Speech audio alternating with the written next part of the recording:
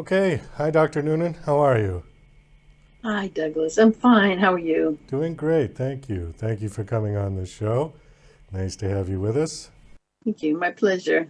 So, you've written a book. Your book is called Reconnecting After Isolation. Was this book specifically born out of COVID or was it in the works before that? No, the thoughts behind it were precipitated by the COVID experience, but we tried to make it broad in that there are other ways that people can experience isolation, not just with a pandemic. So you could be at home with a broken leg for 3 months, or have another medical adventure, or have a mental illness and be withdrawn and socially isolated in that respect. You could have a bone marrow transplant and not be able to connect with anybody for a long period of time. So a lot of the principles in the book apply to many of these other circumstances that can be defined as isolation, including the COVID pandemic. Okay. COVID seems to sort of have exacerbated this idea of isolation and loneliness because of the lockdowns that a lot of people went through. I think, Yeah. particularly with children being locked out of their schools for several years. Have you seen more of an uptick in this with children or with adults, or is it sort of equally spread between the two? I think it's equally spread. Adults might not admit to some of the struggles that they're having, um, but they have a different nature in the kind of problems they may be having. But I think it's equal amongst adults and children.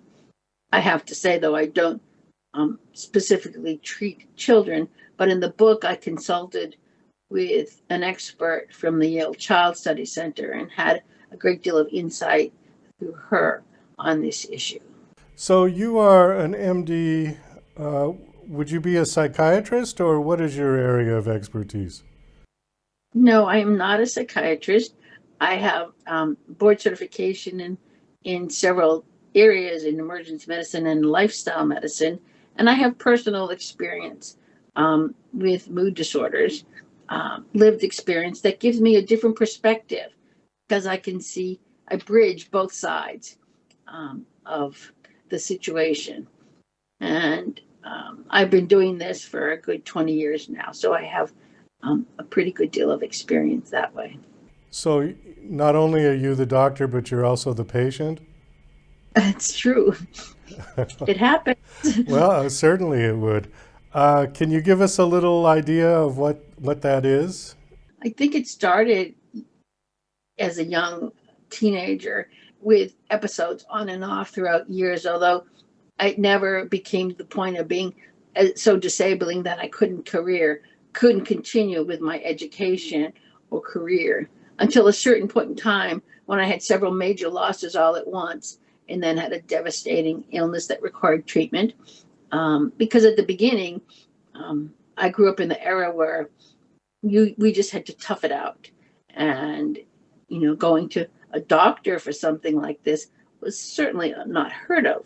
So it took until my adulthood to actually receive treatment, and that required lots of trials and errors on different modalities, and eventually found a recipe for success.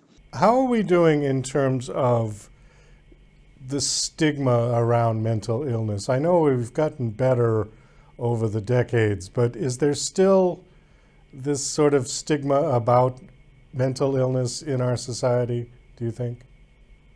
Oh yes, most definitely, and it's quite strong, and it varies amongst generations. So the younger individuals, teenagers are learning about this in school now, and perhaps the 20 somethings, they're a little bit more accepting of it. But it happens when misinformed people unfairly judge a person because of some trait or illness that they're not responsible for, and then they label the person with something negative.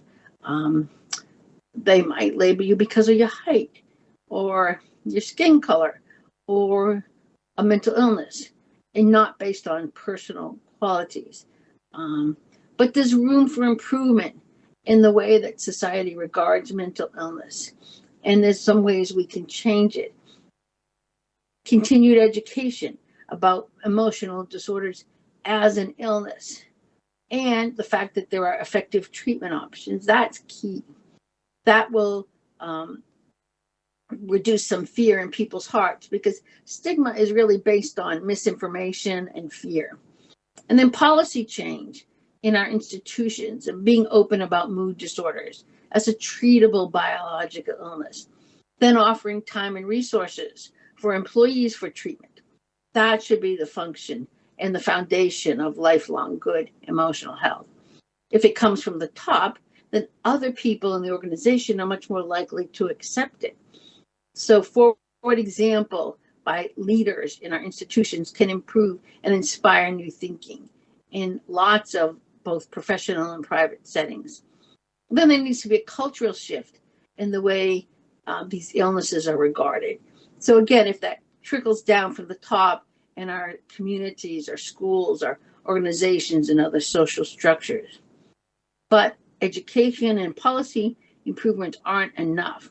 We need exposure and exposure to and social contact with people who have lived experience with a mental illness, so that we can then understand that yes, it can happen to any of us who are vulnerable to the illness, and that will help to decrease the stigma and any barriers that people carry before they receive treatment.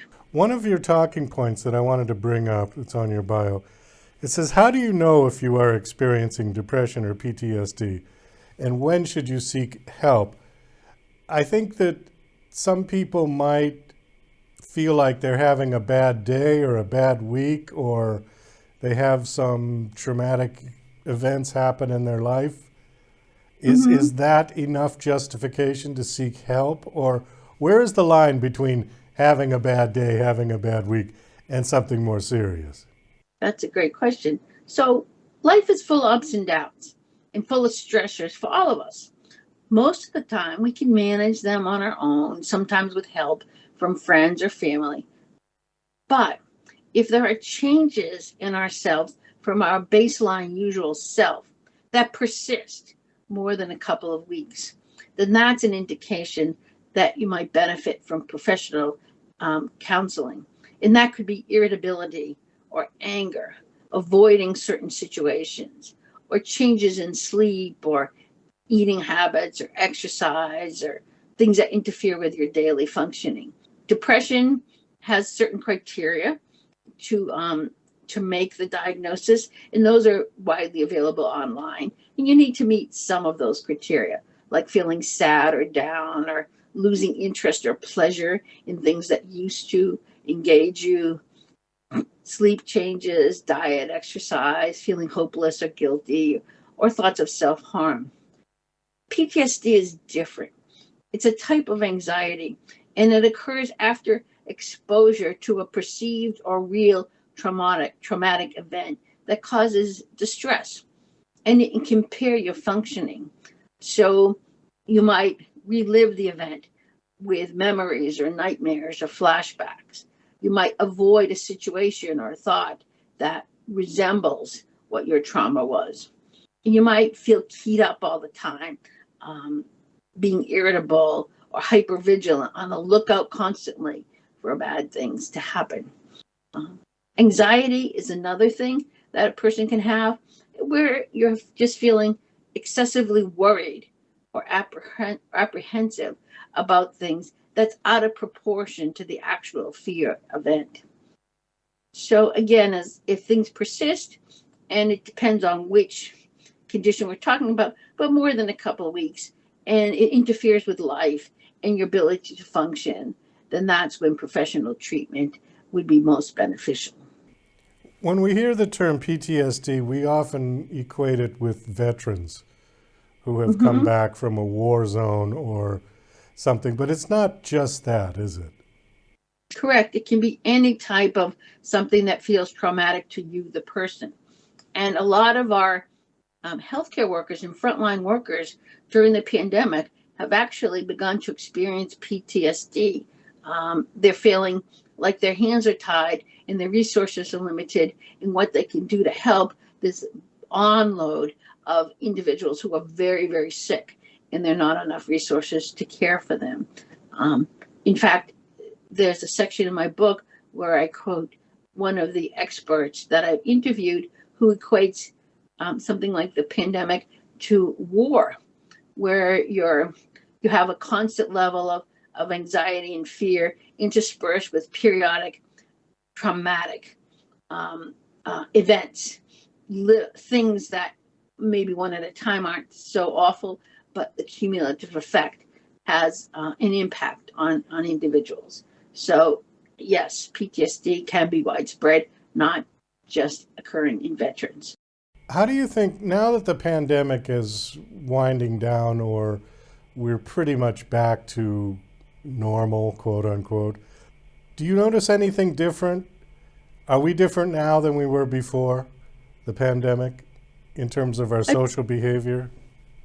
Yes, I believe so. I think there's two categories of people. Well, there's at least two categories of people. There's one group who have some pandemic-related inertia, where they're so used to this new routine that they had to adopt for safety reasons that it's hard now to envision driving to work, having to get dressed, engaging in the carpool for school, or going to a gym or to a restaurant. You have to get dressed. You have to interact with the receptionist or the clerk at the CVS or the grocery store. So that's one group that has a particular issue. There's another group that experience what's called re-entry anxiety. Now, re-entry anxiety is something that happens, again, when we're venturing out back into the world. And it's the sense, this feeling of, oh, what's going to happen? Am I going to be at risk again? Am I going to be bringing something home to my family? The world is different now. We have a new set of needs, and it's a really valid level of discomfort that some people feel. But you have to decide what boundaries and what limits you and your family want to adopt and go at your own pace, basing it on reliable information, not just everything that you see on the internet. In addition, we need to grieve our losses. That's happening in a number of people. We've had a lot of losses during the pandemic, not just a loss of loved ones or our own physical health, but loss of our pre-pandemic life and our lifestyle, perhaps employment or opportunities or milestones in life like graduations and weddings, and certainly our personal financial stability. So we need to come to a new understanding of that. And many people will be able to deal with this. Others, if it becomes excessive and again interferes with functioning, might need some professional help. Well, Dr. Noonan, we are just about out of time. I want to thank you for coming on the show. Your book is called Reconnecting After Isolation. Is the book out now and available? Yes, it is. It's available in bookstores and available online with several retailers, and also through the editors at Johns Hopkins Press. Okay. Last question. Do you have a website you want to give out? I do. It is SusanNoonanMD.com. Okay. Are there links to the book and information from the website? Yes, there are. And there's links to my blog and links to my coaching practice. So. Okay, great. Well, Doctor, thank you again for coming on the show. It was nice meeting you, and best of luck, and happy holidays, happy Thanksgiving. Thank you, Douglas. Thanks for having me, and happy Thanksgiving to you, too.